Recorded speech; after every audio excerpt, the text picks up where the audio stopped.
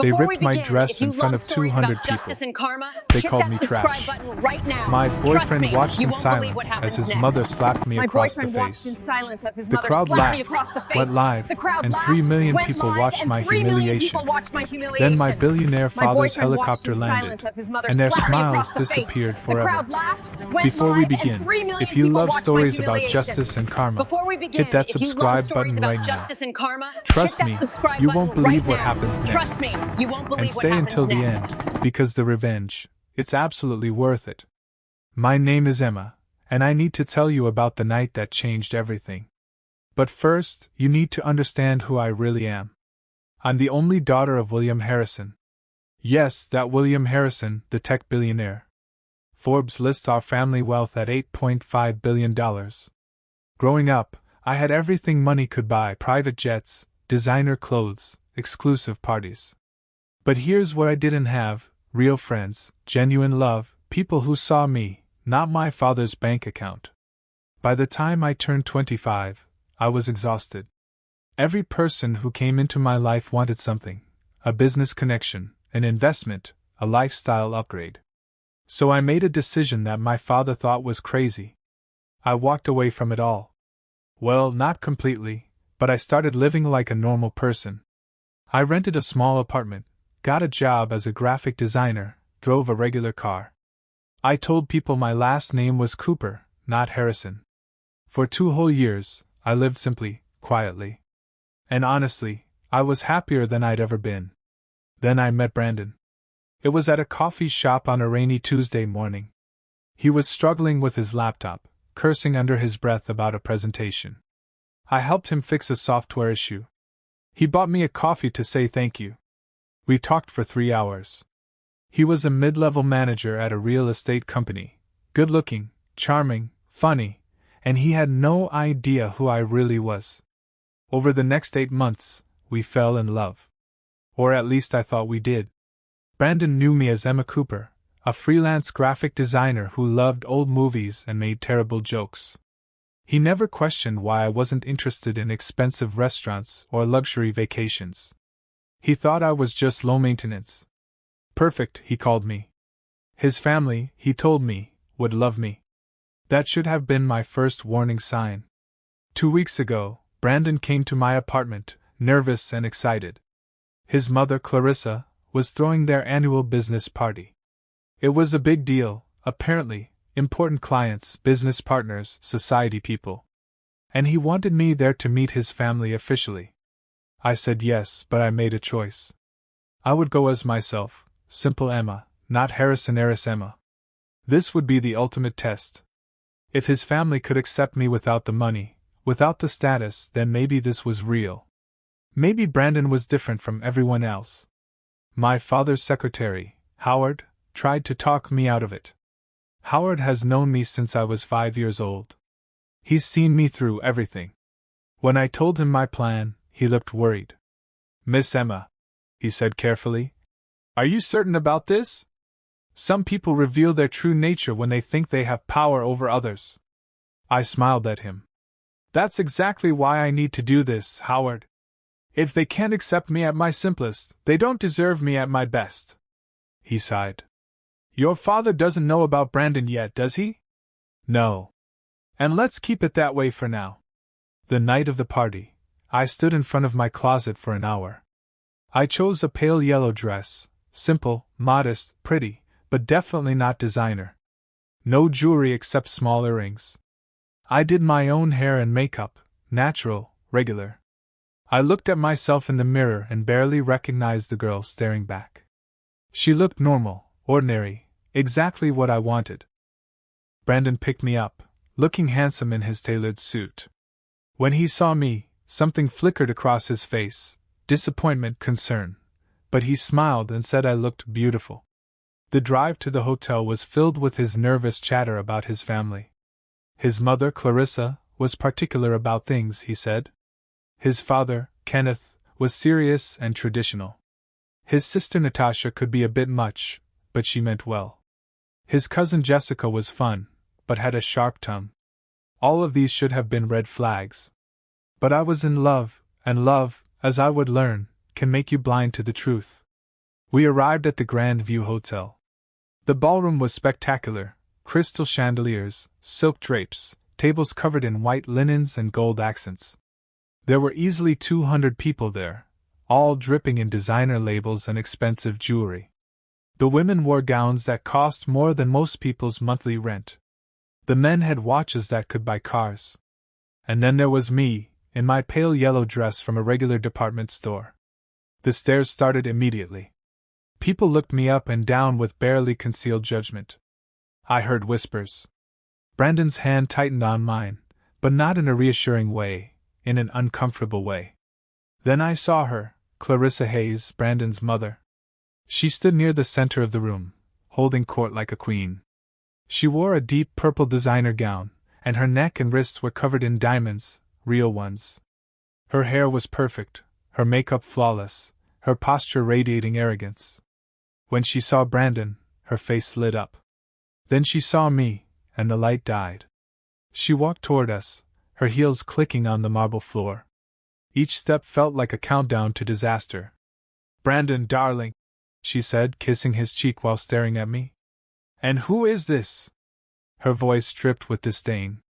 The way she said this made me feel like an insect she'd found on her shoe. "Mom, this is Emma, my girlfriend." "Emma, this is my mother, Clarissa."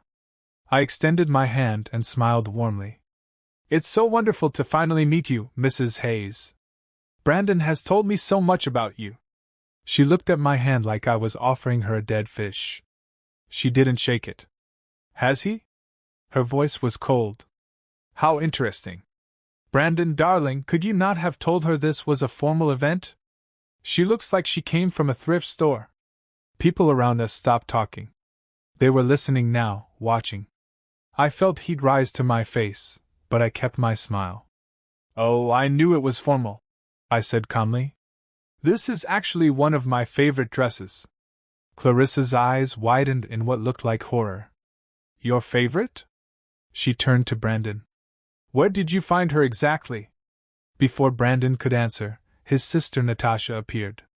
She was 25, beautiful, and her expression was pure mean girl energy. "Oh my God!" Natasha said loudly, looking me up and down. "Brandon, is this a joke? Please tell me this is some kind of prank. Did you bring a charity case to Mom's party?" People were definitely watching now. Some had their phones out. I could see them angling for photos. Brandon shifted uncomfortably. "Natasha, stop. Emma is my girlfriend." "And what?" Clarissa interrupted, her voice rising. "And you thought bringing someone who clearly doesn't belong here was appropriate? Look at her, Brandon. Look at this girl. She's not one of us." I felt like I'd been slapped. But I stood tall, keeping my composure. This was the test, I reminded myself. Their true colors were showing. "With all due respect, Mrs. Hayes," I said quietly, "I may not be wealthy, but I—" Clarissa laughed, a harsh, cruel sound. "Darling, you're clearly poor as dirt. I can smell desperation on you. You found my successful son and thought you'd won the lottery, didn't you?" The cousin Jessica appeared and joined in. "I bet she Googled him, found out about the family business. Classic gold digger move." The words hit me like physical blows. But what hurt more was Brandon's silence. He stood there saying nothing, doing nothing, just looking uncomfortable. "Brandon," I whispered, looking at him. "Are you going to let them talk to me like this?" He opened his mouth, then closed it. "Mom, maybe we should." "Should what?" Clarissa snapped. "Should pretend this girl is acceptable? Should act like she's not obviously after your money?" I felt tears starting to form, but I blinked them back. I wouldn't give them the satisfaction. Natasha circled me like a predator. "That dress probably cost, what, $30? And those shoes? Are those from a discount store?" People were laughing now, actually laughing. And phones were everywhere, recording every humiliating second. Then Clarissa stepped closer to me, close enough that I could smell her expensive perfume. "Listen here, you little gold digger," she hissed, loud enough for others to hear. "I know exactly what you are. You're a nobody and nothing, some poor little girl who saw an opportunity and took it. My son deserves someone from his level, someone with class, breeding, education, someone who belongs in our world. You're trash." That's when she slapped me. The sound cracked through the ballroom like a gunshot. My face snapped to the side, my cheek burning. There were gasps. More phones came out. I could see someone had gone live on social media. The viewer count was climbing rapidly. I stood there stunned, my hand on my burning cheek. Tears finally spilled over. "Brandon!" My voice broke. He looked at the ground. That's when Natasha grabbed my dress. "How dare you make my mother upset?" she shrieked, and she yanked hard on the shoulder strap. The fabric ripped. The sound of tearing cloth seemed impossibly loud. My dress, already modest, was now torn badly at the shoulder. I grabbed at it, trying to hold it together. Humiliation washed over me in waves. The crowd was in a frenzy now, laughter, gasps, phones recording everything. The live stream viewer count was in the tens of thousands and climbing. "Security!" Clarissa shouted. "Remove this trash from my party!" 2 security guards started toward me. I looked at Brandon one last time, silently begging him to say something, anything, to defend me, to stand up for me. He looked away. Something inside me broke, but it wasn't defeat. It was clarity. "I see," I said quietly. That's when we all heard it, the helicopter. At first, it was just a distant sound. Then it got louder. The entire building started to vibrate slightly. Everyone looked up, confused. The chandeliers swayed, glasses on tables rattled. "What on earth?" Clarissa said, annoyed at the interruption of my humiliation. The sound was deafening now. Through the ballroom's high windows, we could see lights. A helicopter was landing on the hotel's rooftop helipad. The crowd murmured with confusion and curiosity. Who would arrive by helicopter? The live stream viewer count hit 100,000. Then the ballroom doors opened. My father walked in. William Harrison, 6'3", silver hair, commanding presence, wearing a suit that cost more than most people's cars. Behind him, 4 bodyguards in black. Everyone in that room knew who he was. His face had been on the cover of Forbes, Time, Business Weekly. He'd given TED Talks. He'd met with presidents. And he looked absolutely furious. The crowd parted like the Red Sea as he walked through. People were stammering, trying to greet him, but he ignored them all. His eyes were locked on one thing, me. "Oh my God!" someone whispered. "That's William Harrison, the billionaire. What's he doing here?" My father reached me and his expression softened instantly. He gently removed his jacket and wrapped it around my shoulders, covering my torn dress. "Are you all right, sweetheart?" he asked quietly. I couldn't speak. I just shook my head, tears streaming down my face. "Dad," I whispered. "I'm sorry. I'm so sorry." "You have absolutely nothing to apologize for," he said firmly. Then he turned to face Clarissa. The color had drained from her face.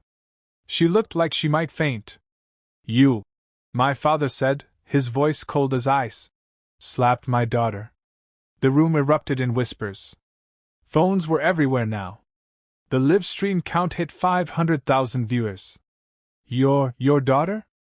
Clarissa stammered. I didn't, Mr. Harrison. I had no idea." "You had no idea." My father's voice was quiet, but it commanded the entire room. "So you treat people like garbage when you think they're poor, when you think they have no power, no connections. You felt entitled to assault someone because you judged them by their appearance?" Kenneth Hayes, Brandon's father, rushed forward. "Mr. Harrison, please. I'm sure this is all a misunderstanding." "A misunderstanding?" My father pulled out his phone. I watched the video. The whole thing. Your wife called my daughter trash. Your daughter ripped her dress. And 800,000 people are watching this live right now. Clarissa's face went from white to gray. "Please," she whispered. I didn't know who she was. My father's expression was ice. And that's exactly the problem, Mrs. Hayes. You should treat everyone with respect, regardless of who they are. I stepped forward then, wiping my tears. My voice shook, but I needed to say this. I came here tonight as just Emma, I said, looking at Clarissa, then at Brandon. Not Emma Harrison, not a billionaire's daughter, just me. A normal girl who wanted to see if she'd be accepted for who she is as a person, not for her money or status or connections. I looked at Brandon, who was staring at me in shock. I wanted to know if you loved me, the real me. But I got my answer tonight, didn't I? You stood there while they tore me apart. You said nothing when your mother slapped me. You watched your sister rip my dress. You were silent. Emma. Brandon fell to his knees. Please, I didn't know. I swear I didn't know who you were. If I had known. And there it is, I said, my voice breaking. You're sorry because of who I am, not because of what they did to me. If I had really been poor, you would have let them throw me out like garbage. You're not sorry they hurt me, Brandon. You're sorry you just lost a billionaire. My father made a phone call, putting it on speaker. Howard, I need you to immediately pull all Harrison Technology investments from Hayes Real Estate Corporation. What? Kenneth Hayes shouted. No, you can't. Check your records, Mr. Hayes. We own 35% of your company. We're pulling out effective immediately. That will bankrupt us. Kenneth's voice was panicked. You should have thought about that. My father said coldly. Before your family assaulted my daughter. Clarissa literally fell to her knees. Please, Mr. Harrison, I'm begging you. We'll lose everything. Natasha tried to approach me, mascara running. Emma, I'm so sorry. I didn't mean any of it. Please, you have to believe me. You meant every single word. I said quietly. You ripped my dress. You laughed while people recorded my humiliation. You called me trash. Jessica was hiding behind a pillar, trying to disappear.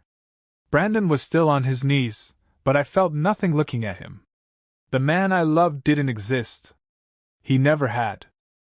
My father spoke into his phone again. Also, Howard, contact our legal team. I want assault charges filed. I have video evidence from multiple angles. The live stream alone has over 2 million viewers now. No! Clarissa shrieked. Please, we'll do anything.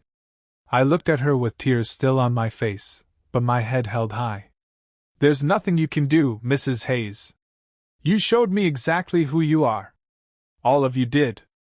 And now the whole world knows, too. My father took my arm gently. Let's go home, sweetheart. We walked toward the exit.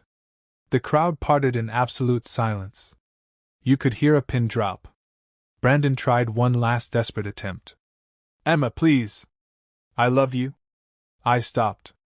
I didn't turn around. You don't love me, Brandon. You love my money. There's a difference. And you know what? I hope you remember this moment for the rest of your life.